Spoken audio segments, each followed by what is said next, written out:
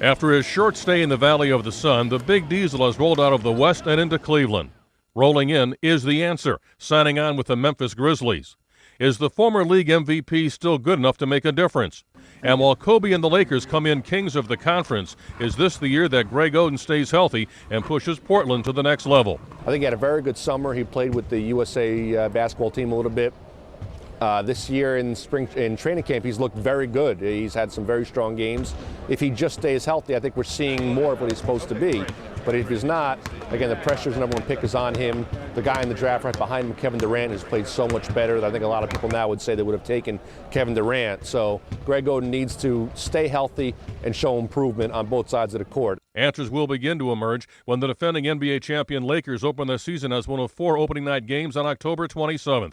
While Kobe's club is the favorite to repeat, the Lakers may be even better than last year when they paced the Pacific Division with a remarkable 65 wins. That's because they now have the rough-and-tumble Ron Artest. He replaces the athletic Trevor Ariza, who jumped divisions and signed on with the Houston Rockets. One of the league's best defenders, Artest can also score. The nimble 6'7" forward has a career average of more than 16 points per game. And if Artest doesn't test LA's patience, his contributions could help the Lakers to even more success next June. Now, we don't know if Ron could affect their chemistry. There's always that chance with Ron Artest.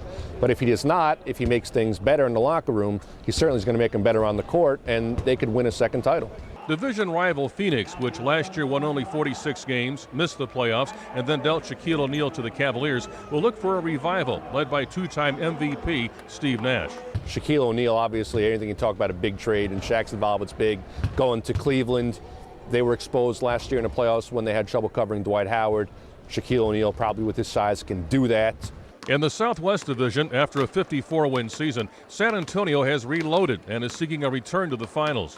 4-time NBA champ Tim Duncan, perhaps the greatest power forward in NBA history, and Manu Ginobili are both healthy. And the Spurs traded for Richard Jefferson, who's averaged nearly 18 points per game over his 8-year career.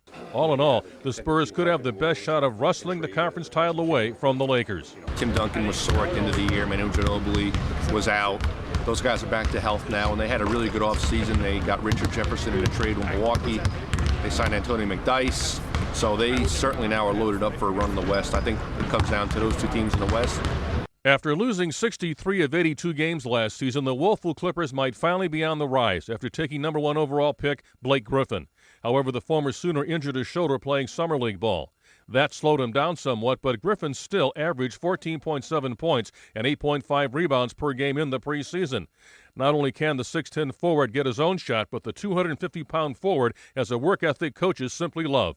They think what we saw in the summer when he was the MVP of the Las Vegas Summer League is what they're going to see on the court in the fall. And I kind of agree. There's every reason to believe he's going to be good. There are some number 1 picks even who you look at him and you find a flaw or two that could be exposed in the NBA. You don't really see that with Blake Griffin yet, and I'm not sure we will very much. The Clippers, which had the league's second worst record last year, will need Griffin's help immediately. They face the mighty Lakers as one of 4 games on opening night. Jack Briggs, The Associated Press.